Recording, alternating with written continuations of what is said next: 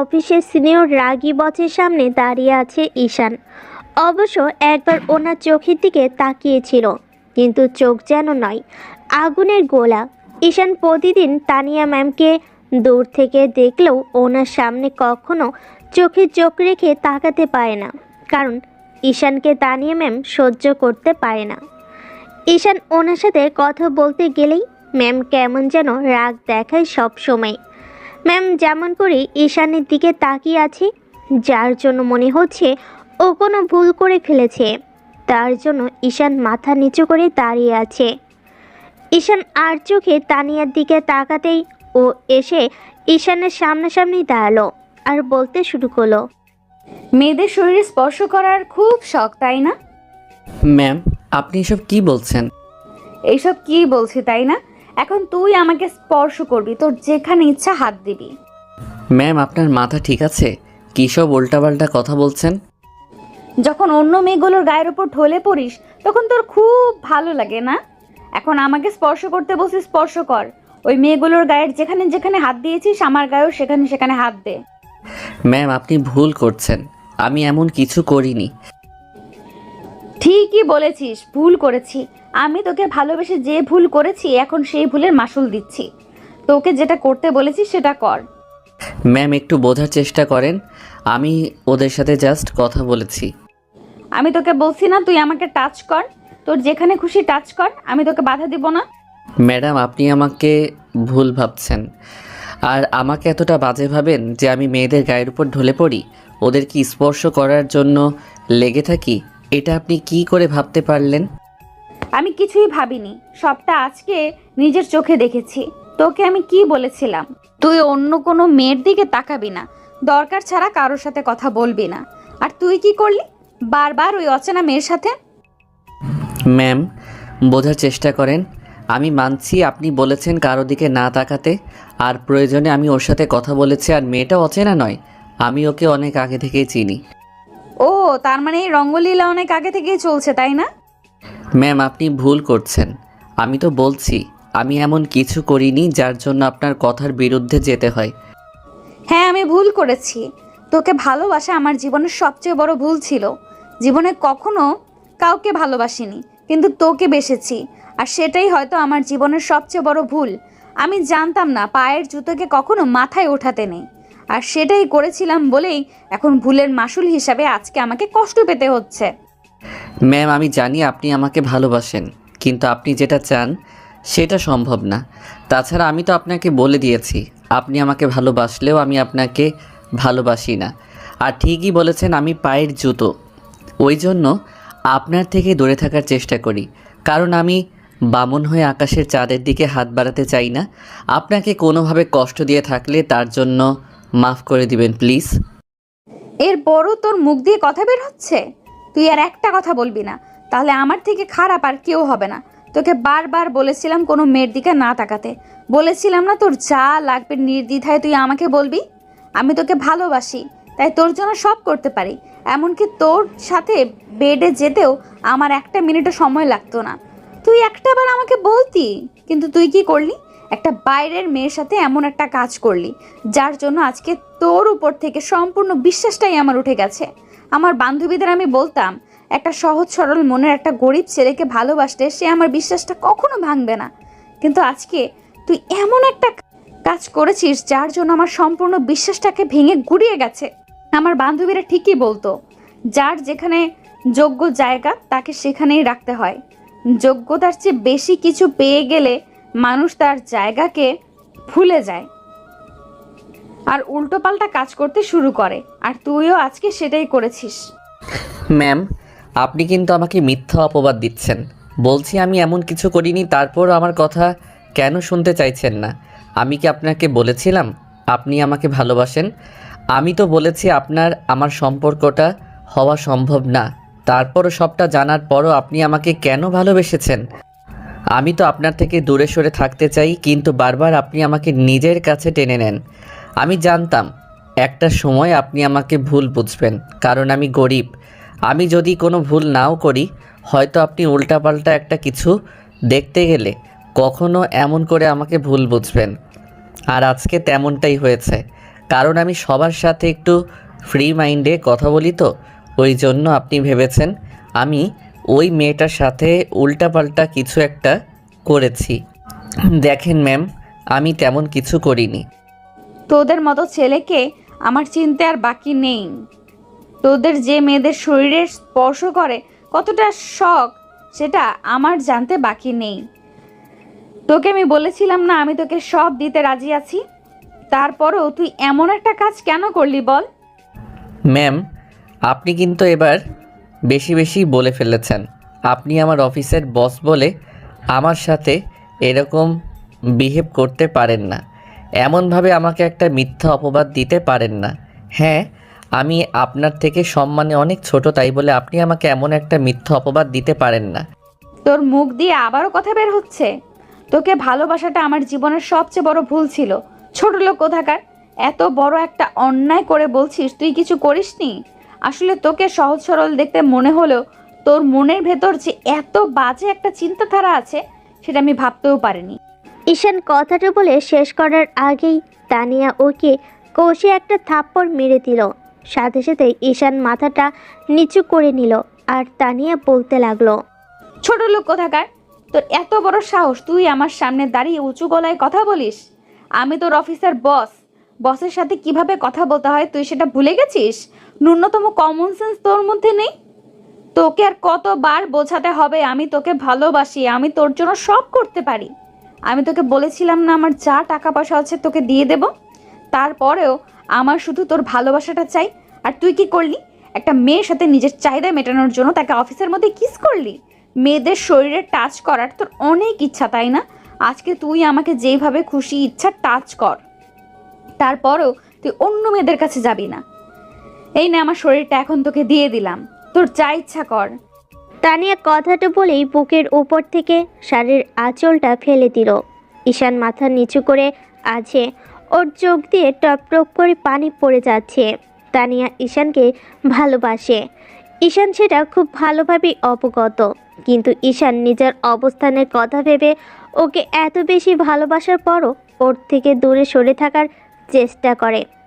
আর আজকে সামনে একটা সিচুয়েশনকে তানিয়া উল্টাপাল্টা কিছু একটা ভেবে এমনভাবে সিন ক্রিয়েট করবে ঈশান কখনো ভাবতে পারেনি। ঈশান চোখের পানিগুলো মুছে নিয়ে বলল, ম্যাম, আপনি ঠিকই বলেছেন। আমি একটা পুরুষ মানুষ, আমার শরীরের চাহিদাটা একটু বেশি, তাই নিজেকে কন্ট্রোল করতে পারিনি বলে ওই মেয়েটাকে কিস করেছি। আপনি ঠিকই ভেবেছেন। আপনি আমাকে কেমন ভালোবাসেন আজকে সেটার প্রমাণ পেয়ে গেছি। আমি জানতাম আপনি যেভাবে আমাকে সন্দেহ করেন, সব সময় ভয় থাকেন আর চোখে চোখে রাখেন আমি উল্টাপাল্টা কিছু করতে পারি, তাতে যে কোনো সময় এমন কিছু হতে পারে। আর আজকে সামান্য একটা বিষয়টাকে আপনি এতদূর গড়িয়ে দিলেন, আমার ভাবতে অবাক লাগছে। আপনি কি না বলেন আমাকে ভালোবাসেন, আর সে আপনি বারবার আমাকে এতটা নিচে নামাচ্ছেন। আমি নাকি শরীরের চাহিদা মেটানোর জন্য আপনাকে বললেই আপনি আমার সাথে বেডে যেতেন। আমার ভাবতেই ঘৃণা লাগছে যে আমি ভেবেছিলাম আপনি আমাকে ভালোবাসেন, নিজের অবস্থানের কথা ভেবেই আপনার থেকে দূরে সরে থাকার চেষ্টা করছিলাম। আপনি আমাকে এতটা নিচে নামাবেন জানতে পারলে আমি আর আপনার সামনে আসতাম না। কিন্তু কি করব বলুন, অনেক গরিব তো, তাই একটা চাকরি যে আমার কাছে অনেক কিছু। কারণ চাকরির জন্যই আমি এখনও সবার সামনে সোজা হয়ে দাঁড়িয়ে আছি। না হলে বৃদ্ধ মা বাবাকে নিয়ে কবে যে রাস্তায় গিয়ে নামতে হতো জানা ছিল না। আপনি সেই প্রথম দিন থেকেই আমার উপর নজর রাখছেন। প্রথমে সন্দেহ করলেও একটা সময় অপমান করতে করতে এসে বলেছিলেন আপনি আমাকে ভালোবাসেন। তারপর বলতে আমি যেন অন্য কোনো মেয়ের সাথে কথা না বলি, তাদের দিকে না তাকাই। আমি সবটা মেনে নিয়েছিলাম। তারপর যখন ভাবতে শুরু করেছিলাম আপনি আমাকে ভালোবাসেন, তখনই আপনি সেটা প্রকাশ করেছিলেন। তারপর আমি আপনাকে একটু একটু করে নিয়ে ভাবতাম, কিন্তু ভালোবাসার মতো যোগ্যতা আমার নেই বলেই আপনার থেকে দূরে সরে থাকতাম। আর আজকে সামান্য একটা বিষয়টাকে আপনি এত বড় একটা পর্যায়ে নিয়ে দাঁড় করালেন, যার জন্য বাহবা দিতে হয় আপনার ভালোবাসাকে। ঠিকই বলেছেন, আমি একটা পুরুষ তো, আমার শরীরের উপর কন্ট্রোল থাকে না। ভুল করেছি ম্যাম, আপনাকে ভালোবাসতে পারিনি বলে, কারণ আমার সেই যোগ্যতা নেই। আজকের পর না আপনি আমার এই মুখটা কখনো দেখতে পাবেন না। ভয় পাবেন না, আমি আর আপনাকে ডিস্টার্ব করব না। আপনার সামনে এসব রজলীলা চালাবো না। ঈশান কথাটা বলে তানিয়ার কাছে গিয়ে তারপর ওর দিকে না তাকিয়ে ওর শাড়ির আঁচলটা গায়ে জড়িয়ে দিল। তারপর চোখের পানি ফেলতে ফেলতে রুম থেকে বেরিয়ে গেল। তানিয়ার কথাতেই হয়তো আপনারা এতক্ষণ বুঝে গেছেন ঈশান ওকে পছন্দ করত, কিন্তু নিজের অবস্থানের কথা ভেবে তানিয়ার দিকে এগোতে চায় না। আর তানিয়া আজকে উল্টাপাল্টা কিছু একটা ভেবে নিয়ে তারপর এমনভাবে ওর সাথে সিনকেট করবে সেটা ভাবতেও পারেনি ঈশান। আর অফিসের বস তানিয়া যতটা রাগী তাতে ঈশান জানে সম্পর্ক হওয়া সম্ভব না, কিন্তু তানিয়া যে হুটহাট করে ওর প্রতি দুর্বল হয়ে পড়বে, ওকে ভালোবেসে ফেলবে, এটা ঈশানের জানা ছিল না। কিন্তু আজকে যে ম্যাডাম হুটহাট করে এমন কিছু একটা দেখবে আর এমন ভুল বুঝবে, এটা ঈশানের কল্পনার বাইরে ছিল। তো ঈশানের চোখ দিয়ে টপ টপ করে পানি পড়ছে। আর ও বেরিয়ে যেতেই এবার তানিয়া গিয়ে নিজের চেয়ারে বসে পড়ে আর ফুপিয়ে কান্না করে দিয়ে বলতে শুরু করে, জীবনে যাকে বেশি বিশ্বাস করেছি সেই আমাকে ঠকিয়েছে। আজকে দ্বিতীয়বার বুঝতে পারলাম যে মানুষ যতটা ভালোবাসা দেখায় ততটা ভালোবাসে না। তুমিও সেই একই কাজ করলি ঈশান। তোমাকে আর সবার মতো সহজ সরল ভেবেই ভালোবেসেছিলাম। কি ছিল না আমার? ওই মেয়েটার থেকে কি আমি দেখতে ভালো না? ওই কি খুব সুন্দর?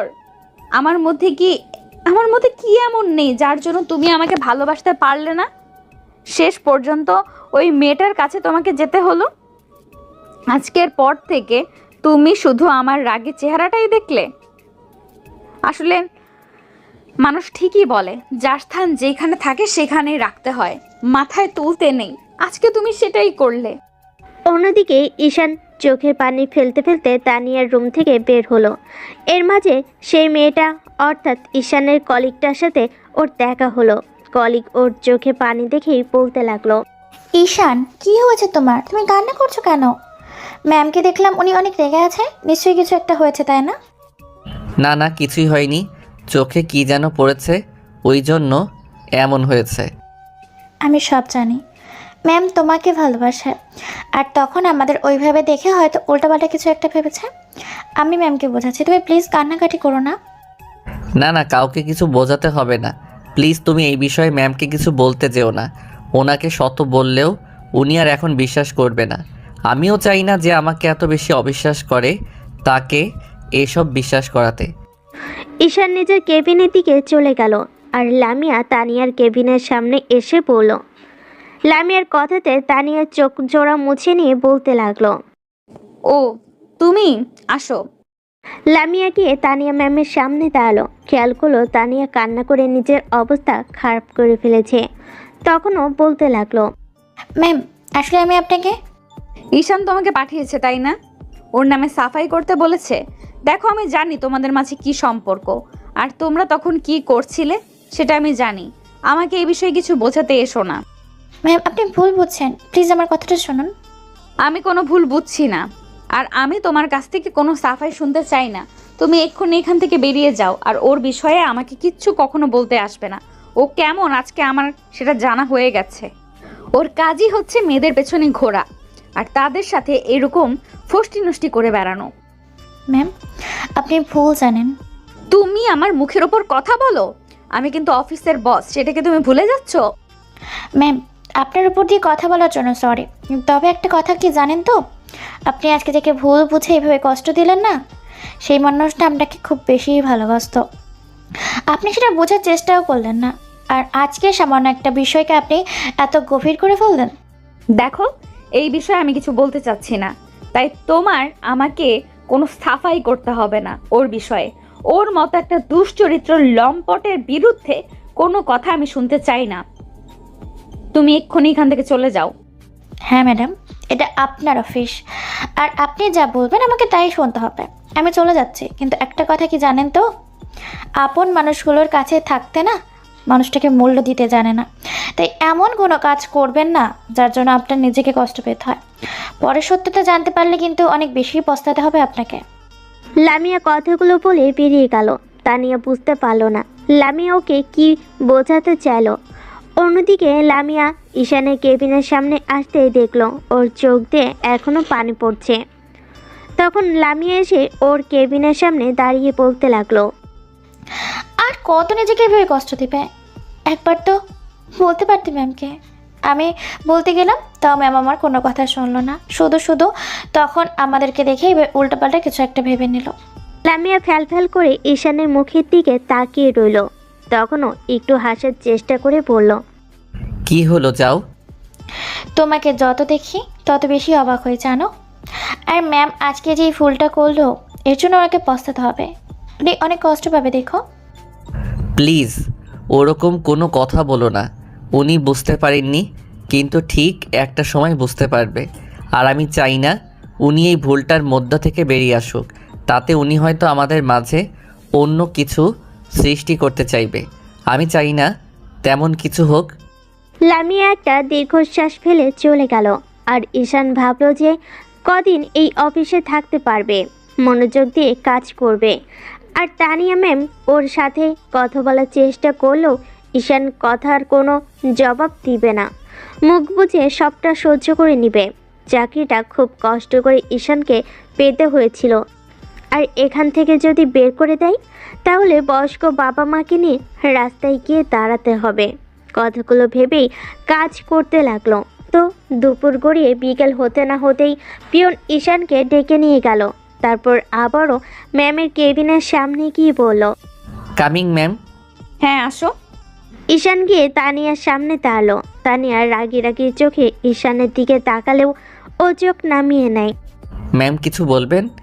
আসলেই তো লজ্জা নেই তাই না? তানিয়া ম্যামের কথা শুনে ঈশান চুপচাপ রইল। বুঝতে পারলো না এখন আবার কি অন্যায় করে ফেললো। তুই কি ভাবিস আমি কিছু জানি না? এখান থেকে যাওয়ার পর তোর লাইলির সাথে গিয়ে প্রেম আলাপ করছিলি, সেটা আমি খুব ভালো করে জানি। খুব হাসি পাচ্ছিল না আমার সামনে এরকম নাটক করে? তুই কি ভাবিস আমি কিছু দেখতে পাবো না? ঠিকই ধরেছেন ম্যাডাম, ওর সাথে আমার গভীর সম্পর্ক, অনেক দূর গড়িয়ে গেছে সম্পর্ক। এমনকি সামনে আমরা বিয়ে করতে চাইছি, জানেন তো। শোন, তোর এই রঙ্গলীলা না এখানে অন্তত চালাবি না। বাইরে গিয়ে যেখানে খুশি কর, তারপরও এখানে করতে আসবি না। যদি করিস তাহলে আমার থেকে খারাপ আর কেউ হবে না। সরি ম্যাম, আপনি যেটা ভাবছেন। হ্যাঁ হ্যাঁ, আমি তো সবসময় ভুল ভাবি, কারণ আমি তো একটা ভুলের উপর আছি, তাই না? তোর মতো লম্পট দুশ্চরিত্রের মতো ভাবি না যে সব সময় মেয়েদের পেছনে পড়ে থাকতে হবে। কার শরীরে টাচ করতে পারলাম, কার গায়ে হাত দিতে পারি, এইটা নিয়ে চিন্তা ভাবনা করতে হবে। আমি তো তেমনটা ভাবি না, কারণ তোর মতো চিন্তা ভাবনা নিয়ে আমি চলি না। ঠিকই বলেছেন ম্যাম, আসলে ছেলে মানুষ তো নিজেকে কন্ট্রোল করতে পারি না, তাই নানা বাহানায় মেয়েদেরকে ছোঁয়ার ধান্দায় থাকি। আর আপনার ভয় করে না? আপনি আমাকে এভাবে একা রুমে ডেকে এনে কথা বলছেন, যদি আপনার কোনো ক্ষতি করে দেই? তোকে বলছি না আমার মুখে মুখে তর্ক করবি না। তোকে কি অফিস থেকে বের করে দিতে হবে? তাহলে সেটা বল। তোর কথাতেই আমি বুঝতে পারছি তোর এখানে কাজ করার ইচ্ছে নেই, তাই না? তুই কি ভেবেছিস এইখান থেকে কি অন্য কোথাও চাকরিতে ঢুকে পড়বি? আমি তো সেই অবস্থা রাখবো না। তুই আমাকে চিনিস না, এইখান থেকে তোকে বের করে দিলে তোকে শেষ পর্যন্ত ভিক্ষা করে খেতে হবে। আমি তো এমন অবস্থা করতে পারি। আমি জানি ম্যাডাম, আপনি বড়লোক মানুষ, আপনার অনেক ক্ষমতা।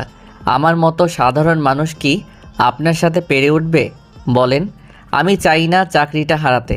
আপনি বলেন আমাকে কি করতে হবে? আমি ভুল করেছি, আপনার কথার জবাবগুলো দিয়ে এমনটা আর কখনো হবে না। মনে থাকে যেন কথাটা। আর শোন, এরপর যদি দেখি অফিসের মধ্যে এইসব রঙ্গলীলা চলছে, তাহলে আমার থেকে খারাপ আর কেউ হবে না। ঈশান মাথাটা নিচু করে রইল।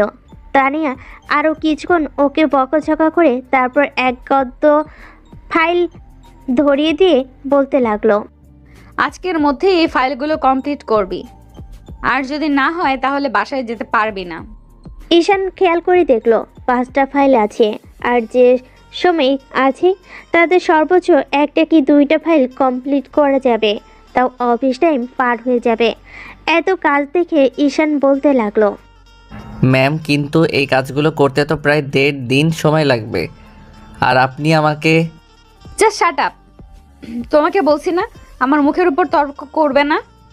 তোমার সাহস কি করে হয় তুমি তারপরেও এরকম কথা বলতে শুরু করো? কিন্তু ম্যাম, এখন তো আর মাত্র 1.5 ঘন্টা সময় বাকি আছে অফিস টাইম। এর মধ্যে এতগুলো ফাইল কমপ্লিট করা সম্ভব না। আপনি আমাকে একদিন সময় দিন, আমি কথা দিচ্ছি সবগুলো ফাইল কমপ্লিট করে দিব। তার বেশি মরার পাকনা গজিয়েছে না? এই অফিস থেকে তোকে বের করতে হবে। আমি তো সেটাই বুঝতে পারছি। না হলে তুই আমার মুখে মুখে বারবার তর্ক করতি না। তোকে যেটা বলেছি সেটা কর। এখানে কাজ করতে হলে মনোযোগ দিয়ে করতে হবে। যে সময়টা ওই মেয়েটার পেছনে দিস সেই সময়টা এই কাজগুলোর পেছনে দিলেই হয়ে যাবে। এখন কথা না বাড়িয়ে এখান থেকে যা। আর খবরদার, কাজ শেষ না হওয়া পর্যন্ত যদি অফিস থেকে বের হয়েছিস তাহলে আমি তোর কি হাল করব নিজেও জানি না। ঈশান আর কোনো কথা না বলে একবার তানিয়ার মুখের দিকে তাকিয়ে তারপর ফাইলগুলো নিয়ে বেরিয়ে পড়ল। টেবিলে এসে তাড়াহুড়ো করে ফাইল খুলে কাজ করতে শুরু করলো। যেই ভাবা সেই কাজ। অফিস টাইম শেষ হওয়ার আগ পর্যন্ত একটা ফাইল শেষ তো হলো, আরেকটা ফাইলের কিছু অংশ দেখা হলো, কিন্তু মাঝে অফিসটা শেষ হয়ে গেল। তখন সবাই বেরিয়ে যেতে গেলে লামিয়া এসে বলতে লাগলো, কি হলো, তুমি যাবে না? যেতে তো চেয়েছিলাম, কিন্তু রাগ করে ম্যাম আমাকে এতগুলো ফাইল ধরিয়ে দিল। তুমি যাও, আমি দেখি ফাইলটা শেষ করে তারপর অফিসের বসকে ফোন করে বাসায় চলে যাব। আচ্ছা ঠিক আছে, আমি চলে যাচ্ছি। লামিয়া বুঝতে পারছে ম্যাম আজকের এই ঘটনার পর থেকে ঈশানকে প্রচণ্ড পরিমাণ ইগনোর আর অবহেলা করতে শুরু করবে, আর যখন খুশি যেখানে খুশি ওকে এভাবে কষ্ট দিতে থাকবে। ঈশান কাজ করতে লাগলো। 20 মিনিট পার হতেই বাসার নাম্বার থেকে ফোন আসলো। রিসিভ করতেই আম্মু বলতে লাগলো, বাবা কোথায় তুই? আম্মু, আমি তো অফিসে, কাজ এখনো শেষ হয়নি। কেন, কিছু হয়েছে? হ্যাঁ মানে আসলে আমার ওষুধগুলো শেষ হয়ে গেছে, সকালে তোকে বলতে ভুলে গিয়েছিলাম। তুই কি একটু এনে দিবি পাপা? হ্যাঁ আম্মু, এখনই নিয়ে আসছি। আমি আধা ঘন্টার মধ্যে বাসায় চলে আসছি। আম্মু ফোনটা রেখে দিতেই ঈশান আর দেরি না করে ফাইলগুলো রেখে তারপর কিছু একটা ভেবে অফিস থেকে বেরিয়ে গেল। ফার্মেসি থেকে আম্মুর ওষুধগুলো নিয়ে বাসায় ফিরতে ফিরতে রাত 8টা বেজে গেল। বাসায় এসে কলিং বেল দিতেই আম্মু গিয়ে দরজা খুলে দিল। ঈশান আম্মুর হাতে কিছু ফাইল আর কিছু ফল ধরিয়ে দিয়ে বলতে লাগলো, আম্মু, আব্বু কোথায়? আব্বুর শরীর ঠিক আছে তো? হ্যাঁ রে বাবা ঠিক আছে। তোর আসতে এত দেরি হলো কেন? তোকে বলছি না অফিস শেষ করে তুই তাড়াতাড়ি বাসায় চলে আসবি। আমার তোকে নিয়ে সব সময় টেনশন হয়, তুই কেন বুঝতে পারিস না? আম্মু, আসতে তো চাই, কিন্তু কি করব বলো, আজকে অফিসে অনেক কাজের চাপ ছিল, তাই আর আসতে পারিনি। আম্মু ঈশানের হাত থেকে ব্যাগটা নিতে গেলে তখন ঈশান বলতে লাগলো, তোমাকে আর কষ্ট করতে হবে না, আমি রুমে যাচ্ছি ফ্রেশ হতে। তুমি খাবার দাও, আমার খুব খিদে পেয়েছে। নাকি রান্না হয়নি এখনো? হ্যাঁ হয়েছে। বাবা তোর খুব কষ্ট হয় না রে? আম্মু, এতে আবার কষ্ট কিসের? আব্বু আম্মুর জন্য কিছু করতে পারছি আর তোমাদের পাশে থাকতে পারছি, এটাই তো আমার কাছে অনেক। তোমরা তো আমার থেকে এটুকুই চেয়েছিলে, সারা জীবন আমার জন্য কষ্ট করে এসেছো। এখন আমি যদি তোমাদের জন্য এইটুকু না করতে পারি তাহলে কেমন ছেলে হলাম বলো? ঈশান একটু হাসার চেষ্টা করে রুমে চলে আসে। একটা দীর্ঘশ্বাস ফেলে তারপর ওয়াশরুমে গিয়ে একদম গোসল শেষ করে তারপর বের হয়। দেখে আম্মু রুমে এসে বসে আছে। তখন আম্মুকে নিয়ে খাবার টেবিলে যায়। খাবার খাওয়ার সময় আম্মু খেয়াল করলো ঈশানের মুখে কিছু একটা দাগ দেখা যাচ্ছে। তখন উনি বলতে লাগলো, কিরে বাবা তোর মুখে ওই দাগটা কিসের? মনে হচ্ছে কেউ থাপ্পড় মেরেছে। কই না তো, আসলে আমি হয়তো নিজেই থাপ্পড় দিয়েছিলাম। সে আবার কেমন কথা? নিজেকে কেউ এভাবে থাপ্পড় মারে নাকি? কি হয়েছে বলতো? এবার ঈশান আব্বুর দিকে তাকিয়ে দেখলো আব্বু কি যেন একটা ভাবছে। তখন ঈশান বলে, আব্বু, তোমার কি শরীর খারাপ? তুমি আমাকে বলতে পারো, না হলে আমি তোমাকে ডাক্তার দেখিয়ে নিয়ে আসবো। দেখো, এখন তোমরাই আমার সব। তোমাদের কোনো কষ্ট হলে আমার খারাপ লাগবে, সবটা আমাকে বলবে, কোনো বিষয়ে সংকোচ করবে না। না রে বাবা, আমার কোনো কষ্ট হচ্ছে না। তুই তো আগের সপ্তাহে ডাক্তার দেখিয়ে দিয়েছিস, এখন আমি ঠিক আছি। তোর আম্মুর শরীরটা বেশি ভালো যাচ্ছে না। তোমাকে তো বলেছি এত হাত পুড়িয়ে রান্না করতে হবে না, একটু রেস্ট নিলেই তো পারো। সব সময় বাসার কাজে এত কি ব্যস্ত থাকা লাগে বলো? আমি হাত পুড়িয়ে রান্না না করলে তুই খাবি কি করে? তাছাড়া এখনো তো বিয়েটা করলি না। সে কবে থেকে বলছি বিয়েটা করো, চাকরি পেয়েছিস 2-3 বছর হয়ে গেল, কিন্তু এখনো আমার কথাটাই রাখছিস না। তোর আম্মু ঠিকই বলেছে। আমিও ভাবছিলাম তুই বাসায় আসলে আজকে এই কথাগুলো বলবো। তুই আমাদের কোনো কথাই রাখতে চাস না।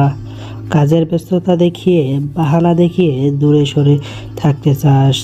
বলছি কি, বিয়ে কর বাবা। এখন তোর আম্মুর শরীরটা বেশি ভালো যাচ্ছে না। আব্বু, তোমাদের বলছি না এসব কথা কখনো বলবে না, তোমাদের কিছু হবে না।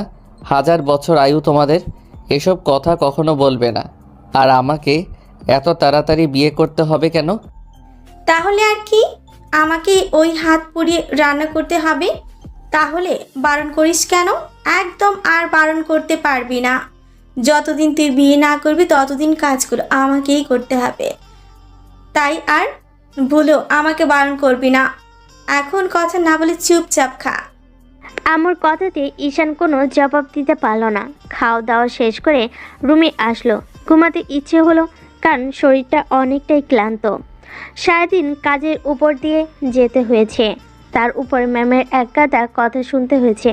সব মিলিয়ে শরীর মন কোনোটাই যেন আর সায় দিচ্ছে না।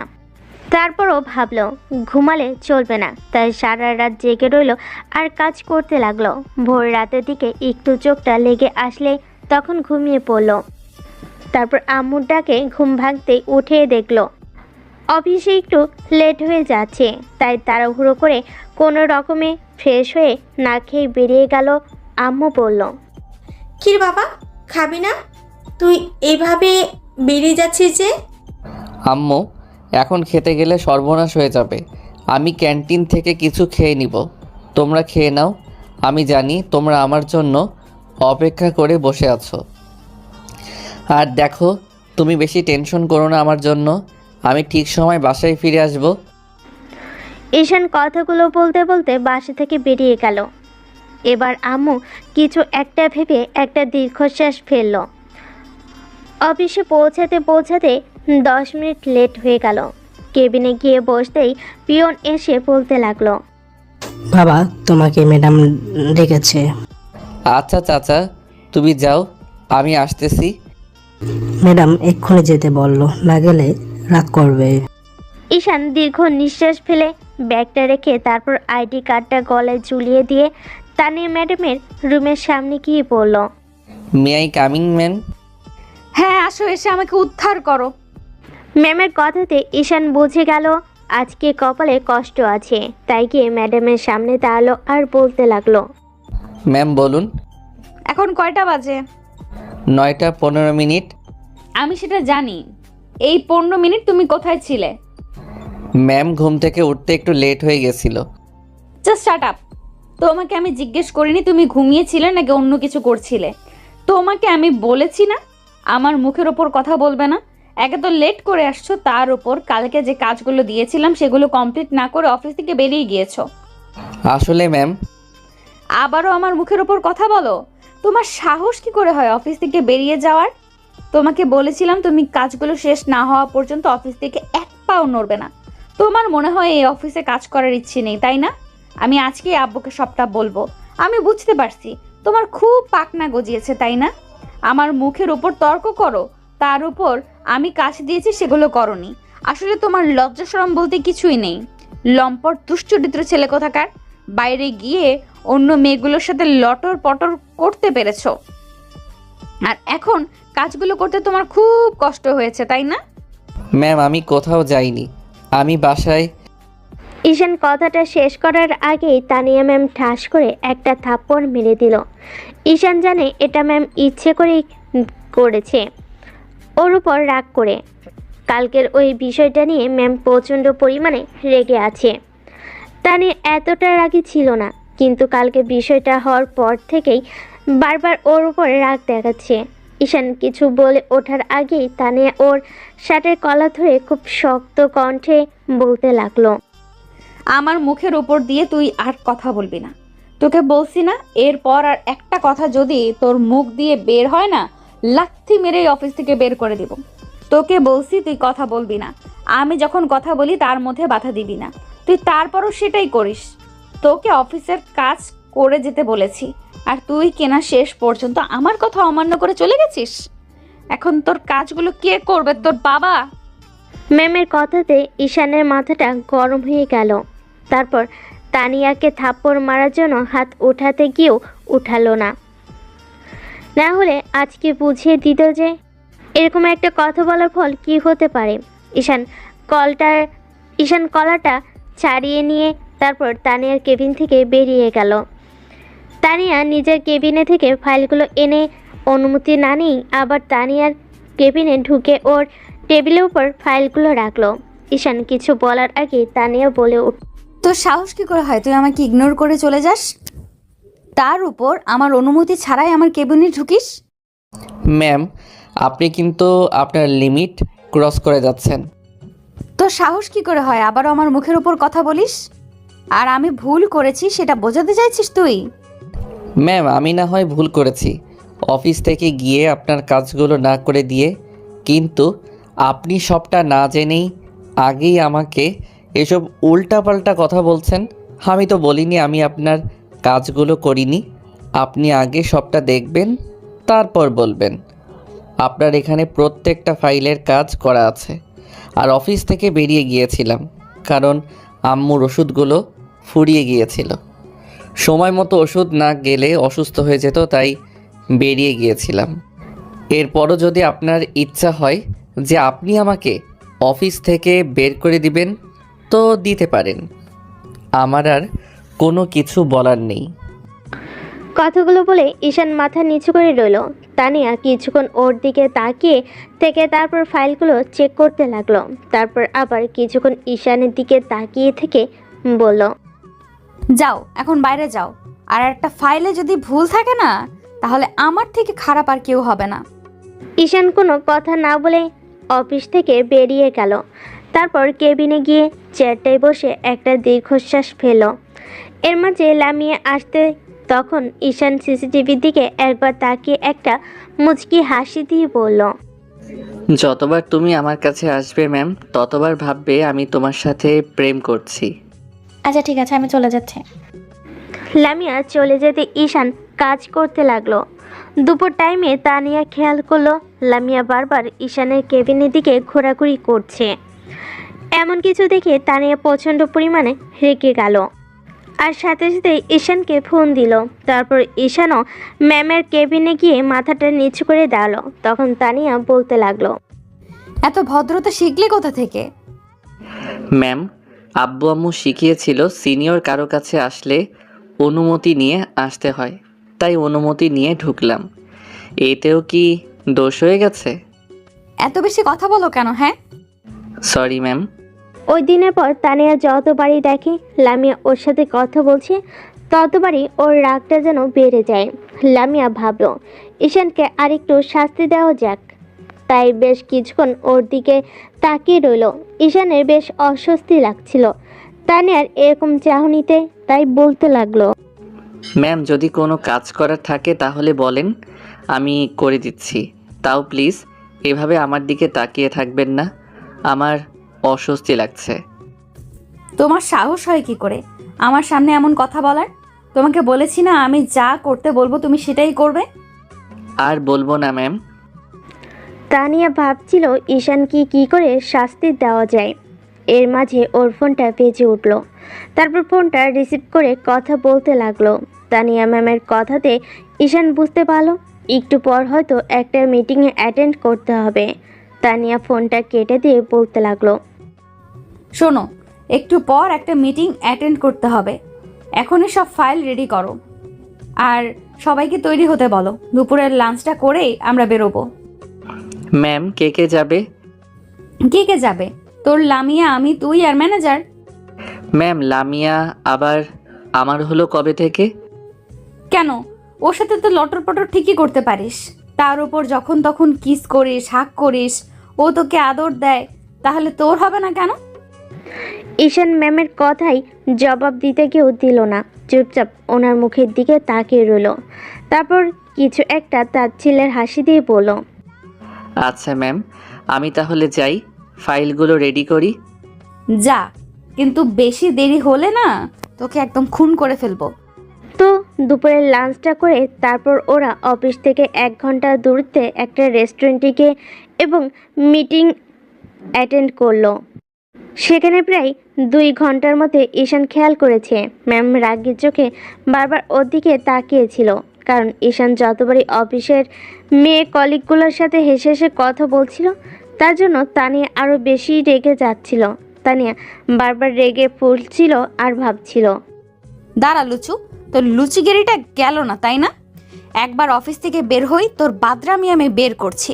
লটর পটর পিরিত করার না, মেয়েদের দেখলেই তাদের গায়ের উপর ঢলে পড়তে ইচ্ছে করে। মিটিংটা শেষ হতে দে। নেহাত এখানে কয়েকজন সম্মানিত ব্যক্তি আছে, তাই তোকে কিছু বলতে পারছি না, নয়তো তোকে দেখিয়ে দিতাম মেয়েদের সাথে এরকম উল্টাপাল্টা কাজ করার কি পরিণাম হতে পারে। মিটিংটা শেষ করতে করতে বিকেল 4টে বেজে গেল। এর মাঝে মিটিং শেষ হতেই ডিলটা কনফার্ম হতেই সবার সাথে হ্যান্ডশেক করতে লাগলো। ফর্মালিটি পূর্ণর জন্য ঈশানও মেয়ে কলিগুলোর সাথে হ্যান্ডশেক করতে লাগলো হেসে। এমন কিছু দেখে তানিয়া যেন রেগে ফায়ার হয়ে গেল। ও এসব সহ্য করতে না পেরে তাড়াহুড়ো করে সেখান থেকে বেরিয়ে গেল। লামিয়া বুঝতে পারলো ম্যাম কিসের জন্য রেগে গেছে। তো ঈশান সব ফাইলগুলো গুছিয়ে নিয়ে তারপর রেস্টুরেন্টের বাইরে আসতেই দেখলো সবাই গাড়িতে উঠে গেছে। তারপর ঈশান যখনই গাড়িতে উঠতে যাবে তখনই তানিয়া ম্যাম বলতে লাগলো, একদম গাড়িতে উঠবি না, ফাইলগুলো রেখে তুই গাড়ির পেছনে পেছনে আসবি। আচ্ছা ঠিক আছে, আমি একটা রিক্সা নিয়ে চলে আসছি। একদম বলছি না তুই আমার কথার অবাধ্য হবি না? তোকে বলছি আমার পেছনে পেছনে আসতে, তার মানে এই না যে তোকে অন্য গাড়ি নিয়ে আসতে বলেছি। তুই আমার গাড়ির পেছনে দৌড়াতে দৌড়াতে আসবি। না না, তোকে পেছনে রাখলে আবার কোনো মেয়ের সাথে লটর পটর করতে শুরু করবি, তার ঠিক নেই। তুই গাড়ির সামনে যাবি, আমি তোকে দেখে দেখে রাখবো। তুই দৌড়ে যাবি আর আমি তোর পেছনে পেছনে গাড়ি চালিয়ে আসবো। ম্যামের এরকম কথাতে ঈশান প্রচণ্ড পরিমাণে অবাক হয়ে গেল আর অসহায় দৃষ্টিতে ওনার দিকে তাকিয়ে রইল। এটাই হয়তো বাকি ছিল। লামিয়া কিছু বলতে যাবে তার আগে ঈশান বুঝতে পেরে ওকে ইশারায় থামিয়ে দিল। তখন ম্যাম আবার বলল, প্রেমটা বাসায় গিয়ে করিস, এখন চোখে চোখে কথা না বলে যেটা বলেছিস সেটা কর। আর যদি একটু লেট হয় না আমার থেকে আগে অফিসে পৌঁছাতে, তাহলে তোর খবর আছে। তো তানিয়া ঈশানকে রাগীভাবে কথাগুলো বলতেই ঈশান কোনো উপায় না পেয়ে ম্যামের গাড়ির সামনে দৌড়াতে লাগলো। তারপর কয়েক মিনিট দৌড়াতে দৌড়াতে পুরো হাঁপিয়ে যাচ্ছিল। তারপর তানিয়া যখনই গাড়ির হর্ন বাজাচ্ছিল আর জানালার গ্লাস নামিয়ে কথাগুলো রাগী কণ্ঠে বলছিল, তখন ঈশানও কোনো উপায় না পেয়ে দৌড়াচ্ছিল। লামিয়ার এমন কিছু দেখে প্রচণ্ড পরিমাণে খারাপ লাগছিল। এমন কেউ নেই যে ম্যাডামের দিকে এরকম অবাক হয়ে তাকিয়েছিল না। ঈশানের দৌড়ের গতিটা যখনই কমে যাচ্ছিল তখন ও প্রাণপণে ছুটছিল। একটা সময় হাঁপিয়ে যাচ্ছিল। তখন তানিয়া ওকে দৌড়াতে বলছিল, আর যখনই থামছিল তানিয়া গাড়ি থেকে নেমে এসে ওকে কয়েকটা থাপ্পড় বসিয়ে দিচ্ছিল। ঈশান ওনার এরকম কর্মকাণ্ডই অবাক হয়ে যাচ্ছিল আর বলছিল, আরেকবার যদি থামিস না তাহলে কিন্তু গাড়ি দিয়ে পিষে দেব। দৌড়ে একদম অফিসের সামনে গিয়ে থামবি, তারপর আমার গাড়ির দরজা খুলে দিবি, না হলে কিন্তু তোর খবর আছে। ঈশানের ইচ্ছে করছে চিৎকার করে কান্না করতে, বলতে ইচ্ছে হচ্ছিল এ কেমন শাস্তি। তারপর কিছু বলতে পারলো না। চাকরিটা বাঁচাতে হবে তাই দৌড়াতে লাগলো, কিন্তু শরীর যেন আর সায় দিচ্ছিল না। পুরো 1 ঘন্টা দৌড়ানো কি করে সম্ভব? তাই মাঝের রাস্তায় একটু হাঁপিয়ে যেতেই তানিয়া প্রচণ্ড পরিমাণে রেগে গেল আর রেগে গিয়ে হুট করে ঈশানকে গাড়িতে ধাক্কা মেরে দেয়। সাথে সাথে ঈশান টাল সামলাতে না পেরে গিয়ে সামনে একটা গাড়ির সাথে ধাক্কা খায় আর এত জোরে ওর কপালটা গিয়ে গাড়ির সাথে লাগে, যার জন্য কপালটা কেটে রক্ত পড়তে শুরু করে। এমন কিছু দেখে সবাই গাড়ি থামিয়ে দিয়ে তাড়াহুড়ো করে নেমে আসে। তানিয়া যেন এখনও রাগটা মেটেনি, তাই গাড়িতে বসে বসেই রাগে ফুলছিল। এর মাঝে লামিয়া দৌড়ে আসে, তারপর ঈশানকে ধরে ওঠালো। দেখলো ওর অবস্থা বেহাল দশা, কপাল থেকে অনবরত রক্ত গড়িয়ে যাচ্ছে। এমন কিছু দেখে লামিয়ার বলতে ইচ্ছে করছিল, উনি মানুষ নাকি অন্য কিছু। এবার ওকে থামিয়ে বলতে লাগলো, প্লিজ লামিয়া, কিচ্ছু বলার দরকার নেই। এটা হয়তো আমার কপালে ছিল। তুমি আমাকে একটু ধরে তোলো, আমি এমনিতেই ঠিক আছি। প্লিজ এখন কোনো কথা বলো না, আমার সাথে হসপিটালে চলো, তোমার অবস্থা খুব খারাপ। না না, এমনিতেই ঠিক আছি। শুধু একটু ধাক্কা লেগেছে, টাল সামলাতে পারিনি, তাই গাড়ির সাথে লেগে কেটে গেছে। এটাকে শুধু বলছো? এত জোরে ধাক্কা লেগেছে, পায়ের কোথাও ব্যথা পেয়েছো? হাত পা ঠিক আছে তোমার?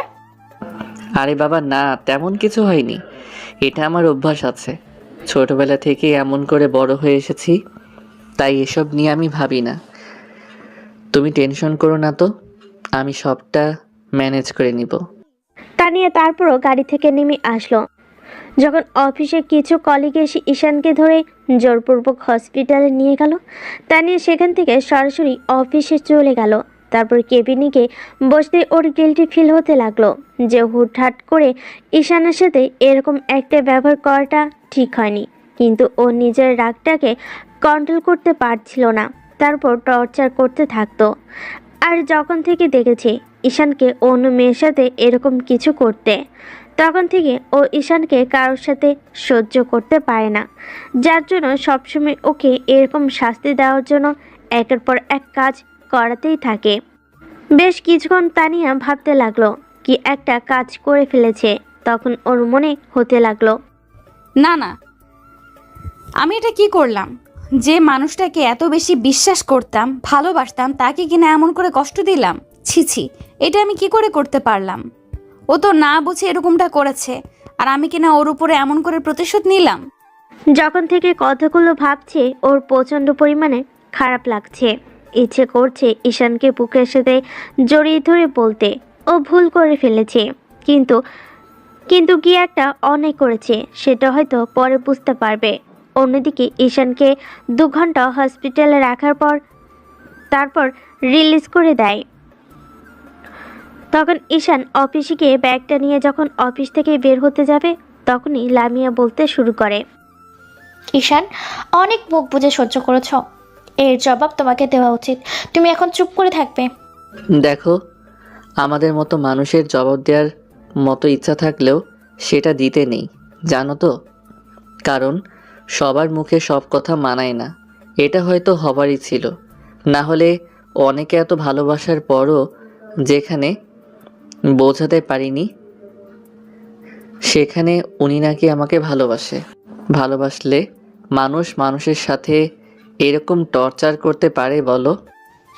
উনি তো আমাকে ভুল বুঝেছে, যার জন্য এরকমটা করেছে। ওনাকে বোঝাতে হবে, আমি বলছি না অন্যকে কোনো শাস্তি দিতে, কিন্তু ওনাকে তো বোঝাতে হবে উনি ভুল করেছে। প্লিজ আমার সাথে চলো। আর উনি তোমাকে ভালোবাসে, সেদিন আমাদের এভাবে ভুলভাল দেখে রাগ করেছে, তাই তো এমন করছে। দেখেছো তো আমার কপালে কি ভালোবাসা জুটেছে। আর ভালোবাসাটা যদি এমন হতে পারে, তাহলে ইগনোরটা কতটা কষ্টের হতে পারে সেটা আমি শুধু ভেবে ফেলেছি। তুমি টেনশন করো না, আমি ঠিক আছি, আর কিছু বলতে হবে না। উনি আমাকে শাস্তি দিতে চাইছে তো, যত পারো শাস্তি দিক, তারপর আমি সবটা মাথা পেতে নেব। এর মাঝেই তানিয়া ঈশানকে সরি বলার জন্য ওর ক্যাবিন থেকে বেরিয়ে আসে। আর এসে ওদেরকে এভাবে কথা বলতে দেখে উল্টো আরও রেগে যায় আর বলতে শুরু করে, তোদের সাহস কি করে হয় এরপরও লটর পটর প্রেম করতে? আর তোকে এত শাস্তি দেওয়ার পরেও তুই এইভাবে লুচুগিরি করে বেড়াচ্ছিস, তাহলে তোর চরিত্রটাই খারাপ। না হলে এইভাবে মেয়েদের সাথে লটর পটর প্রেম করতে পারতি না। ঈশান অসহায়ভাবে তানিয়ার দিকে তাকিয়ে আছে, আর লামিয়া ওর দিকে বিশ্বাসের দৃষ্টিতে তাকিয়ে আছে। ও ভেবেছিল হয়তো তানিয়া সরি বলার জন্য এসেছে, কারণ ওর চেহারা দেখে তেমনটাই মনে হয়েছিল। কিন্তু হুটহাট করে যে আবহাওয়ার মতো চেহারাটাও এভাবে পাল্টে ফেলবে সেটা জানা ছিল না। এবার লামিয়া বলতে শুরু করলো। ম্যাম, আপনার ব্যবহার দেখে আমি অবাক হয়ে যাচ্ছি। একটা মানুষের সাথে এরকম ব্যবহার করতে পারে বলে তো আমি মনে হয় জানি না। আপনি কি করে পারছেন ওকে এইভাবে অবহেলা করে ইগনোর করতে? আপনি নাকি ওকে ভালোবাসেন, আর ঈশান তো আপনাকে ভালোবাসতো, তাহলে কেন ওর সাথে এরকমটা করলেন? তুমি চুপ থাকো, তুমি একদম কথা বলবে না। ওকে আমার সামনে যতই ভালো সাজানোর চেষ্টা করো, ও কখনোই আমার কাছে ভালো হতে পারবে না। ও যে একটা লুচু আর ক্যারেক্টারলেস সেটা আমি জানি। ম্যাম, আপনি হয়তো আজকে রাগের মাথায় ওর সাথে এরকমটা করেছেন, কিন্তু ভালোবাসার মানুষটা যখন দূরে চলে যাবে না, তখন বুঝতে পারবেন ভালোবাসা হারানোর যন্ত্রণা কতটা। ও আপনাকে এত বেশি ভালোবাসতো যেটা আপনাকে বোঝাতে পারেনি। আপনি সামান্য একটা মিথ্যের কারণে ওকে বারবার এভাবে অপমান করে অবহেলা করে যাচ্ছেন, আর আজকে এমন করে কষ্ট দিলেন যার জন্য হয়তো একটা স্বপ্নায় আপনি এরকম করে অবহেলা করতে করতে ওর মন থেকে মুছে যাবেন। আর যখন বুঝতে পারবেন সেদিন আমাদের কোনো ভুল ছিল না, আপনার দেখার ভুল ছিল, তখন আপনি অনেক বেশি পস্তাবেন। তুমি কি ভাবো আমি কিছু বুঝি না? আমার চোখের আড়ালে তোমরা কি কি করো আর না করো সেটা আমি সবই দেখি। আর তোমরা যদি ভেবে থাকো আমি ভুল দেখেছি আর আমাকে এসব ভুলভাল বুঝিয়ে দেবে, তাহলে সেটা তোমাদের ভুল ধারণা। দেখো, এইসব কথা আমাকে আর কখনো বলতে আসবে না। আমি যেটা দেখেছি সেটা সত্যি সত্যি দেখেছি, আমাকে কিছু বোঝাতে হবে না। আর তুই অফিসের মধ্যে যদি আর একবার এসব করতে শুরু করিস না, তাহলে লাথি মেরে তোকে অফিস থেকে বের করে দেব। আজ হলেও আমার চাকরিটা থাকবে না, কাল হলেও থাকবে না। আপনি হয়তো 2 দিন আগে কিংবা পরে আমাকে বের করে দিবেন। শুধু একটা কেন গড়ে আছি জানেন? এই চাকরিটা অনেক কষ্টে পেয়েছিলাম। এটা চলে গেলে আব্বু আম্মুকে নিয়ে রাস্তায় নামতে হবে। বয়স্ক বাবা মার দায়িত্ব আমার, ওই জন্য আর ছেড়ে যেতে পারি না। আপনার মতো বড় লোকের সন্তান হলে কবেই ছেড়ে চলে যেতাম। তো যা, তোকে এত ইমোশনাল কথা বলতে কে বলেছে? তুই কি ভাবিস এইসব বলে আমাকে নরম করতে পারবি? কখনো না। তোকে আমি হাড়ে হাড়ে চিনি, আমি তোকে কখনো ক্ষমা করব না। তুই শুধু দেখে যা আমি এরপর তোকে আরো কি শাস্তি দেই। ম্যাম, ভাববেন না গরিবরা তৈরি হয়েছে বড়লোকের থেকে অবহেলার শাস্তিটা পাওয়ার জন্য। ওইটা আমার অভ্যাস আছে, ছোটবেলা থেকে অবহেলিত হতে হতে এসেছি। যেখানে বন্ধুদের কাছেই অবহেলিত হয়েছি, আপন মানুষগুলোর কাছেই হয়েছি। শুধুমাত্র গরিব নামটা আমার সাথে জড়িত আছে বলে সেখানে আপনি আর কি আমাকে অবহেলা করবেন? শোন, আমার সামনে ন্যাকামি করার চেষ্টা করবি না, আর যদি করিস তাহলে লাথি মেরে অফিস থেকে বের করে দিব। তুই আমাকে চিনিস না, তোকে আমি হাড়ে হাড়ে টের পাইয়ে দিব আমার সাথে পাঙ্গা নেওয়ার পরিণাম কি হতে পারে। লামিয়া কিছু বলতে গেলে ঈশান ওকে থামিয়ে দিয়ে তারপর অফিস থেকে বেরিয়ে গেল। তানি এসেছিল ঈশানের সাথে কথা বলতে, কিন্তু এর মাঝে আবার এমন কিছু দেখেই হুটহাট করে মাথায় রাগ উঠে গেল। তো ঈশান বাসায় যাওয়ার পর আম্মু ঈশানের কপালে ব্যান্ডেজ দেখে অনেক উত্তেজিত হয়েও যায় আর বলতে শুরু করে, এই কি তোর কপাল কি হয়েছে বাবা, এত বড় ব্যান্ডেজ? আম্মু, তুমি উত্তেজিত হয়েও না তো, তেমন কিছু হয়নি, এই একটু লেগেছে আর কি। একটু লেগেছে? একটু লাগলে এত বড় ব্যান্ডেজ করতে হয়? আমার মনে হচ্ছে কেউ তোকে মেরেছে। বাবা বল আমাকে কি হয়েছে? আরে আম্মু, তুমি এত উত্তেজিত হচ্ছ কেন? কে আবার মারতে যাবে? তুমিও না, এত ভয় পাও কেন সবসময় আমাকে নিয়ে? ঈশান কথাগুলো শেষ করতে পারল না। আম্মু এসে ওর মুখের পাশে হাত দিয়ে কান্না করে দিয়ে বলতে লাগলো, আমার একমাত্র ছেলের এরকম কিছু হলে আমার ভয় লাগবে না বল? তুই ছাড়া আমাদের কে আছে বল? আর তুই বলছিস তোর কিছু হয়নি, আমাকে বল কি হয়েছে? ঈশান ভাবতে লাগলো এখন কি বলবেন। যদি বলে দেয় অফিসের এই অবস্থা করেছে, তাহলে বলবে চাকরিটা ছেড়ে দিতে আর সবটা জানতে চাইবে, আর ঈশান আম্মুকে না বলেই থাকতে পারবে না। তাই ঈশান কথাগুলো ঘোরানোর জন্য বলতে লাগলো, না মানে আসলে ওই একটা গাড়ির সাথে একটু ধাক্কা লেগেছিল আসার সময়, তখন এরকমটা হয়েছে। টেনশন করো না, তেমন কিছু হয়নি। এত বড় একটা ব্যান্ডেজ আর তুই বলছিস কিছু হয়নি, তোর অনেক কষ্ট হয়েছে তাই না রে বাবা? আম্মু আধা ঘন্টা যাবৎ কান্নাকাটি করলো। তারপর ঈশান অনেক বুঝিয়ে আম্মুর কান্নাটা থামাতে পারলো। আম্মুকে ধরে নিয়ে গিয়ে রুমে বসিয়ে দিল। আম্মুর এরকম কর্মকাণ্ডে ঈশান অবাক হয়ে যাচ্ছে। তার উপর বারবার ভাবছে যে ওর যদি কিছু হয় তাহলে হয়তো আব্বু আম্মু বেঁচে থেকে মরে যাবে। আর তানিয়া ম্যাম যা শুরু করেছে যে কোনো সময় ওর যে কোনো ক্ষতি করে দিতে পারে, কারণ আজকে যে কাজটা করেছিল অন্যদিন ওকে এরকম শাস্তি দেওয়ার জন্য উঠে পড়ে লাগবে না, তার কোনো ঠিক ঠিকানা নেই। ঈশান ভাবছে কি করবে। আব্বু এসে ওর এই অবস্থা দেখে বারবার জিজ্ঞেস করতে লাগলো। রাতে অনেকক্ষণ যাবৎ ঈশানের পাশে বসে রইল। তখনও বলতে লাগলো, আম্মু অনেক রাত হয়েছে, এখন যাও গিয়ে শুয়ে পড়ো, আমারও ঘুম পাচ্ছে। আমার ছেলের এই অবস্থা আর আমি কি ঘুমাবো? তুই কি করে ভাবলি এমনটা? তুই তো আব্বু আম্মু হোসনি এখনো, তাহলে বুঝবি কি করে যে আমার তোকে নিয়ে কতটা টেনশন হয়? বললাম তো আমার কিছুই হয়নি, সামান্য একটু লেগেছে। আর তার জন্য আজ 2-3টা ঘন্টা যাবৎ কান্না করে চলেছে। এখন যাও রুমে গিয়ে শুয়ে পড়ো, অনেক রাত হয়েছে, তোমার আবার শরীর খারাপ করবে।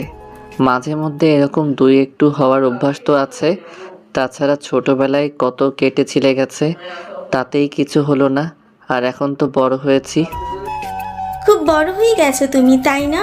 আব্বু আম্মুর কাছে কখনো ছেলে মেয়ে বড় হয় না, তুমি সেটা জানো না? জানি আম্মু, এখন যাও গিয়ে শুয়ে পড়ো, আর যদি না যাও তাহলে কিন্তু আমি খুব কষ্ট পাবো। আম্মু যেতে চাইছিল না, তাই ঈশান এরকম একটা কথা বলল। তারপর আম্মুর সাথে আরও কিছুক্ষণ কথা বলে তারপর চলে গেল। ঈশান একটা দীর্ঘশ্বাস ফেলে ভাবতে লাগলো। ম্যাম যা শুরু করেছে তাতে মনে হয় না আমার এখানে চাকরিটা বেশি দিন করা হবে। তারপর উনি যে এমন করে আজকে গাড়ি দিয়ে ধাক্কা মারলো, যদি আল্লাহ না করুক গাড়িটার নিচে পড়তাম তাহলে আর দেখতে হতো না। আসলে বড়লোক মানুষ তো, তাই কাউকে কষ্ট দিতে দুবার ওভাবে না। হয়তো বড়ই হয়েছে ছোটবেলা থেকে এমন করে সবাইকে কষ্ট দিতে দিতে, তাই হয়তো আমার সাথে এমন করলো। যাই হোক, খুব সাবধানে থাকতে হবে। আর কি করব, উনি যতবার আমাকে লামিয়ার সাথে কথা বলতে দেখে ততবারই অনেক বেশি রেগে যায়। বোঝাতে পারলাম না যে আমরা সেদিন ওরকম কোনো কাজ করিনি। পরদিন সকালে ঈশানের ঘুম ভাঙছিল না দেখে ওর আম্মু এসে দেখলো রুমের দরজা খোলা। তারপরও এসে যখনই ঈশানকে ডাকতে যাবে তখনই ওর গায়ে ধাক্কা দিতেই বুঝতে পারলো গাটা জ্বরে পুড়ে যাচ্ছে। তখনই আম্মু অনেক উত্তেজিত হয়ে গেল আর বলতে শুরু করলো, এ কি বাবা, তোর গা তো জ্বরে পুড়ে যাচ্ছে, তুই একটা বার আমাকে বলিসনি কেন? হায় আল্লাহ, এ কি অবস্থা আমার ছেলের? আম্মুর চিৎকার চেঁচামেচিতে আব্বু তাড়াহুড়ো করে রুমে আসলো। দেখলো আম্মু কান্না জুড়ে দিয়েছে। তখন আব্বু বলতে লাগলো, কি হলো, তুমি এভাবে কান্নাকাটি করছো কেন? আর ঈশান, এই অবেলা শুয়ে আছিস, অফিসে যাবি না আজকে? রাখো তোমার অফিস, ছেলেটার শরীর খারাপ করছে, জ্বরে ওর গা পুড়ে যাচ্ছে, তুমি এক্ষুনি ডাক্তারকে ফোন করো। কি বলছো তুমি, এটা আগে বলবে না? আমি এইমাত্র দেখতে পেলাম, তাড়াতাড়ি ডক্টর ও ফোন করে আসতে বলো, আমার ছেলেটার কি একটা অবস্থা। আমার কথাতে আব্বু তাড়াহুড়ো করে ডক্টরকে ফোন করলো। তখন আধা ঘন্টার মধ্যেই ডক্টর আসলো। তারপর ঈশানকে দেখে কিছু ওষুধ লিখে দিয়ে গেল। আব্বু গিয়ে ওষুধগুলো এনে দিল। এরই মাঝে আব্বু জলপটি দিতে দিতেই ঈশানের একটু হুঁশ ফিরে আসলো। আম্মু প্রচণ্ড পরিমাণে কান্নাকাটি করছে, ঠিক রাতের মতো করে। তো দুপুরের দিকে জ্বরটা কিছুটা কমলে ঈশান একটু আদশা হয়ে বসে রইল। আম্মু ওর পাশে থেকে সরছে না। ঈশান বুঝতে পারছে আম্মু ওকে দেখাশোনা করতে কষ্ট হয়, বয়স হয়েছে, বারবার বলে ওকে বিয়ে করতে, কিন্তু ঈশানই বা কী করবে, কাকে বিয়ে করে নিজের লাইফে জড়াবে, এমনকি অনেক টেনশনের মধ্যে আছে। তার উপর কাউকে নিজের লাইফে জড়ালে হয়তো আরও টেনশন বেড়ে যাবে, কারণ বর্তমানকার রিলেশনগুলো এরকমই, টেনশন ছাড়া সেখানে মানসিক শান্তি বলতে কিচ্ছু নেই। তো এভাবে প্রায় 5টা দিন কেটে গেল। এর মাঝে ঈশান আর অফিসে যেতে পারেনি, কারণ 5 দিন ঈশানের প্রচণ্ড পরিমাণে জ্বর ছিল। এর মাঝে লামিয়া ঈশানের খোঁজ নিতে গিয়ে জানতে পারে ওর জ্বর হয়েছে। তখনও অফিস থেকে ছুটি নিয়ে ঈশানের পাশে এসে ওকে দেখে যায়। আর ঈশান অফিসে যেতে চাইছিল, কিন্তু আব্বু আম্মু জোরপূর্বক ওকে যেতে দিল না। তখন ভেবেছিল ম্যাডাম হয়তো প্রচণ্ড পরিমাণে রাগারাগি করবে, আবার পরক্ষণে ভেবেছিল যে অফিসের বসকে ফোন করে বলে দিবে অফিসে যাওয়ার আগে। অফিসের বস ম্যামকে একটু বুঝিয়ে বলে আর রাগারাগি করবে না। আসলে তানিয়া ম্যামের আব্বু অনেক ভালো একজন মানুষ, কিন্তু ও নিজেই কেন এতটা রাগী সেটা ঈশান জানে না। তো 5 দিনের মাথায় ঈশান একটু সুস্থ হতেই তারপর অফিসে যাওয়ার জন্য সকালে রেডি হচ্ছিল। তখন আম্মু এসে বলতে লাগলো, আবু, তুমি রেডি হয়ে কোথায় যাচ্ছ? আম্মু, কোথায় যেতে পারি তুমি তো সেটা খুব ভালো করেই জানো। আজকে 5 দিন অফিসে যাওয়া হয় না, জানি অফিসের ম্যাম কি অবস্থা করবে অফিসে গেলে, জানা নেই। কিন্তু তোর শরীর খারাপ, এই অবস্থাতে তুই অফিস যাবি মানে? আমি তোকে কিছুতেই যেতে দিব না। আম্মু আর পাগলামি করো না তো, অনেক দিন তো বাসায় থাকলাম, এতদিন কোনো অফিসে ছুটি দেবে না।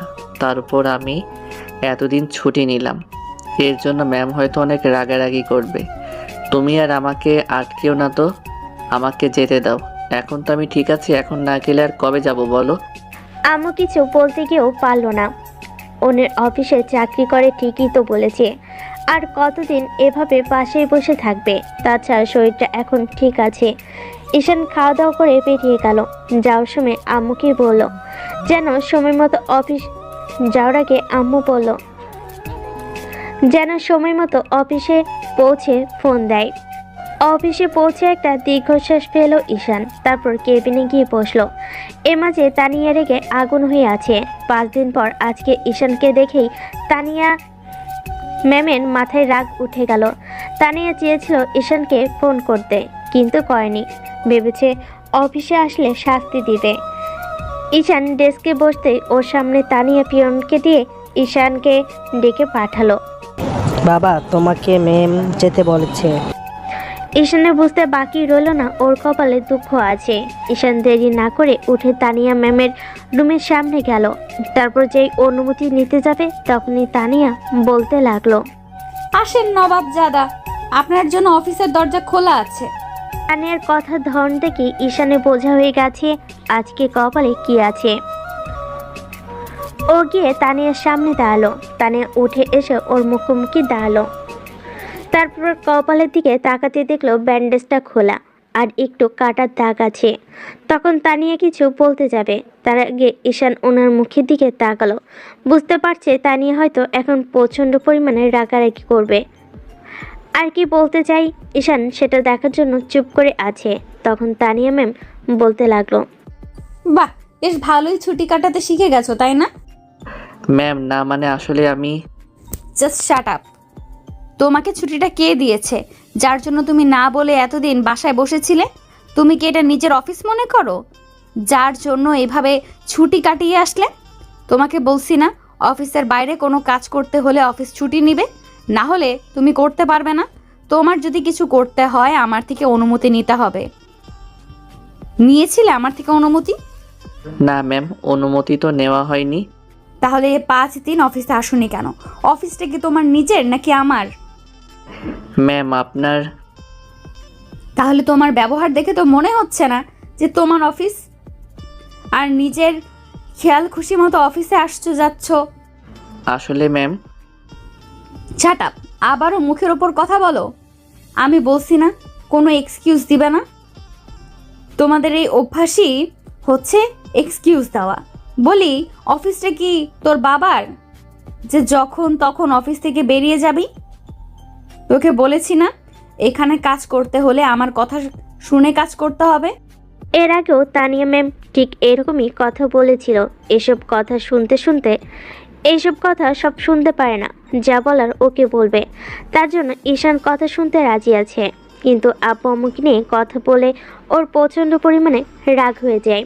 তাই ঈশান ম্যামের চোখে চোখ রেখে রাগী কণ্ঠে বলতে শুরু করলো, ম্যাম, দোষ করলে আমি করেছি, তার জন্য আপনি যা বলেন আমাকে বলেন, কিন্তু আমার আব্বু আম্মুকে নিয়ে আরেকটা কথা বলবেন না। আপনার কোনো অধিকার নেই এসব কথা বলার। আপনার অফিসে কাজ করি বলে এই না যে আপনি আমার আব্বু আম্মুকে নিয়ে যখন তখন এসব উল্টাপাল্টা কথা বলবেন। You nonsense!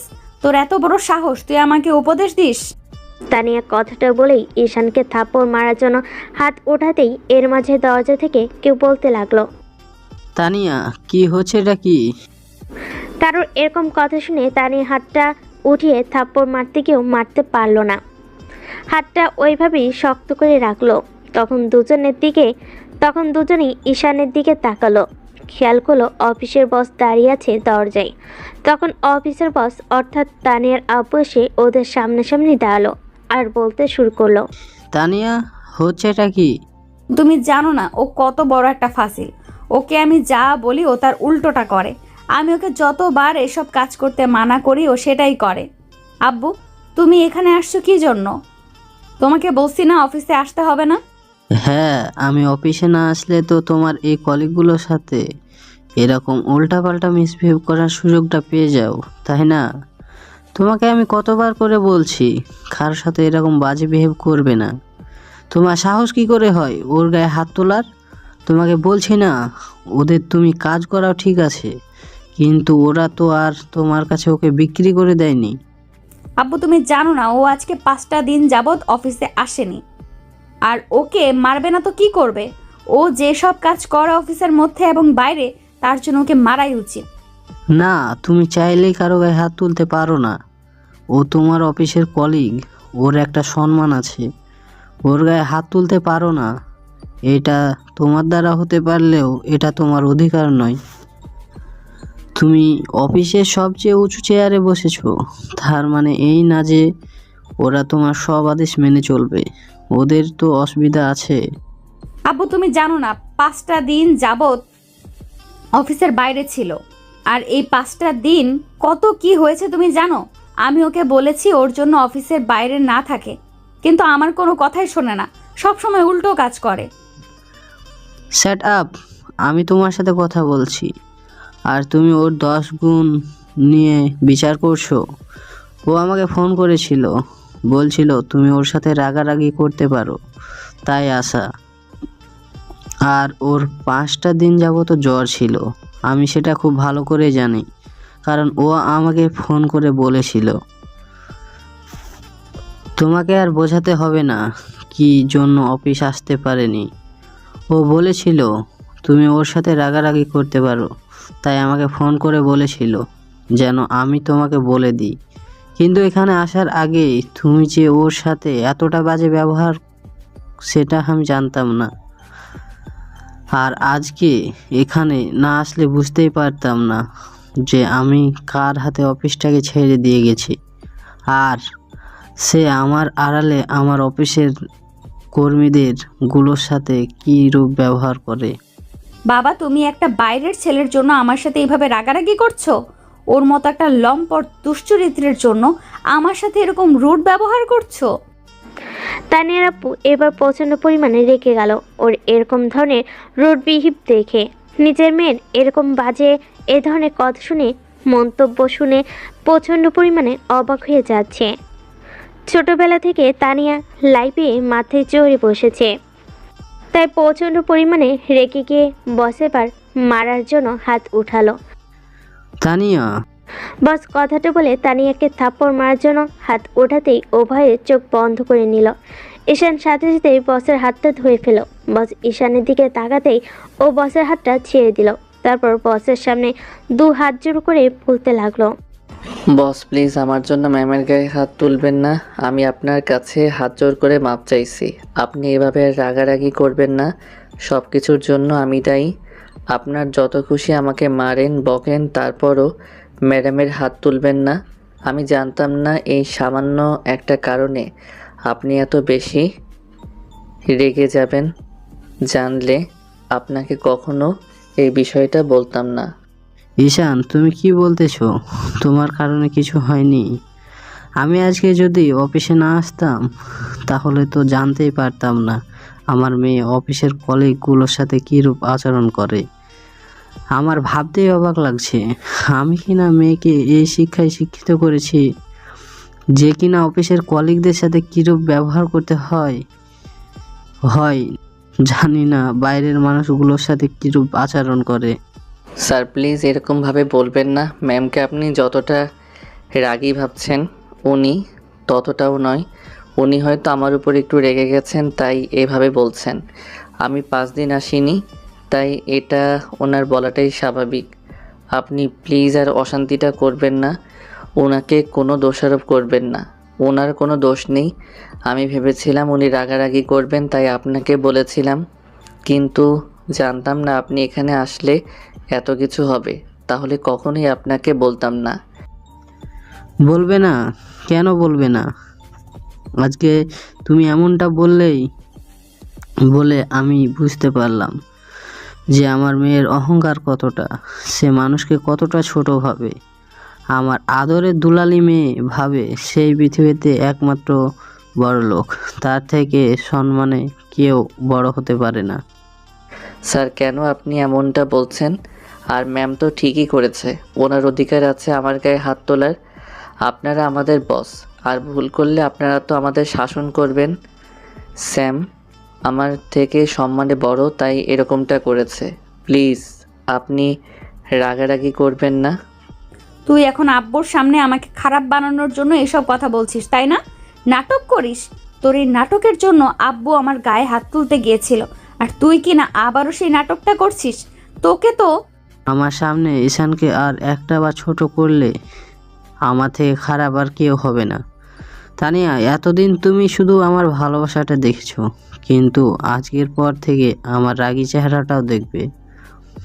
আমি তোমাকে ছোটবেলা থেকে লাই দিয়ে দিয়ে মাথায় তুলে ফেলেছি, যার জন্য তুমি আজকে এরকম একটা কাজ করতে গিয়েছিলে। তোমার সাহস কি করে হয় অফিসের একজন কর্মচারীর গায়ে হাত তোলো? আব্বু, শুধু আজকে ওর গায়ে হাত তুলতে গেছিলাম, কিন্তু এরপরও এরকম ভুল করলে ওকে আমি মেরে ফেলবো। ওর সাহস কি করে হয় আমার মুখে মুখে তর্ক করার? তার উপর আবার তোমাকে অফিসে ডেকে এনে আমাকে তোমার কাছে খারাপ বানানোর চেষ্টা করছে। মাফ করবেন ম্যাম, আমার কোনো ইচ্ছা ছিল না আপনাকে ছোট করার কিংবা আপনার আব্বুর সামনে আপনাকে এভাবে ছোট করার। আমি ভেবেছিলাম আপনি রাগারাগি করবেন, তাই হয়তো বস আপনাকে ফোন করে বললে আপনি রাগারাগিটা কম করতেন, কিন্তু জানতাম না বস এখানে আসলে এমন কিছু হবে। তাহলে কখনই ওনাকে ফোন করতাম না, মুখ বুজে সবটা সহ্য করে নিতাম। কুত্তা, তোকে এ ছাড়া আর কি করার আছে? হ্যাঁ, তুই তো এখন আমার একটা পালিত কুত্তা। তোকে আমি যা বলবো তোর সেটাই করতে হবে। তোর সাহস কি করে হয় তুই আব্বুকে এখানে ডেকে এনে আমাকে ছোট করিস? তানিয়া, তোমার সাহস কি করে হয় তুমি ওকে এসব বাজে ভাষায় গালাগালি করো? তোমার ব্যবহার দেখে আমি দিন দিন অবাক হয়ে যাচ্ছি। তুমি কি না আমার মেয়ে? আমি তো তোমাকে এমন শিক্ষা দিইনি। একজন মানুষের সাথে মানুষের কিভাবে ব্যবহার করতে হয় সেটা তো আমি তোমাকে শিখিয়েছিলাম, কিন্তু তুমি সেটা ভুলে গেলে কি করে? অবস্থায় বেগতিক, তাই ঈশান আবার বসের সামনে হাত জোর করে বলতে লাগলো, বস প্লিজ আপনি আর এভাবে রাগারাগি করবেন না। ম্যাম ঠিকই করেছেন, যা বলেছে ওনার বলার হক আছে তাই বলেছেন। আর ম্যাম আপনি ভয় পাবেন না। আপনারা যদি না চান আমি অফিসে থাকবো না, আমি এখান থেকে খুব তাড়াতাড়ি চলে যাব। আসলে কি করব বলেন, আমার তো আর যাওয়ার কোনো জায়গা নেই। অনেক কষ্ট যখন আপনার থেকে চাকরিটা পেয়েছিলাম, ভেবেছিলাম এখানে মনোযোগ দিয়ে কাজ করব, কিন্তু জানতাম না আমার জন্য এত সমস্যা হবে। আপনি ম্যামের সাথে রাগারাগি করবেন না, আমি চাই না আপনাদের মাঝে ঝামেলা হোক। প্লিজ আমাকে মাফ করবেন, আমি চাইনি আপনাদের মাঝে এরকম মনোমালিন্যের সৃষ্টি হোক। নাটক করিস তুই আমার সাথে? তোর সাহস কি করে হয় এসব করার? তোকে আমি দেখে নেব। তুই একবার এই অফিস থেকে বের হ, তারপরে তুই কোথায় চাকরি করিস আমিও সেটাও দেখে নেব। তুই কি ভেবেছিস এখান থেকে চলে যাবি আর অন্য কোথাও গিয়ে লটর পটর শুরু করবি? আমি তোর নামে এমন কমপ্লেন করব যেন তুই অন্য কোনো অফিসে চাকরি না করতে পারিস। তানিয়া, আমি তোমার ব্যবহার দেখে অবাক হয়ে যাচ্ছি। তুমি কি না আমার মেয়ে? আমি তো তোমাকে কখনো এরকম করতে শেখাইনি কারোর সাথে। আর তুমি শেষ পর্যন্ত কিনা একটা সামান্য বিষয় নিয়ে এই ছেলেটার সাথে এরকম মিসবিহেভ করছো। তুমি জানো আমাদের অফিসের কত গুরুত্বপূর্ণ একজন, আর তুমি তার সাথে এরকম করছো। ও আছে বলে এতদিন ধরে আমাদের অফিসটা বেঁচে আছে, আর তুমি তাকে বের করে দিতে চাইছো। আব্বু, খাবার দিলে কাকের অভাব হয় না। ওর মতো কাক অনেক আছে, যাকে যেখানে সেখান থেকে ধরে আনা যায়। আর টাকাই এই পৃথিবীতে সব। টাকা দিয়ে সুখটা পর্যন্ত কেনা যায়, আর আমিও সেটা করে দেখাবো।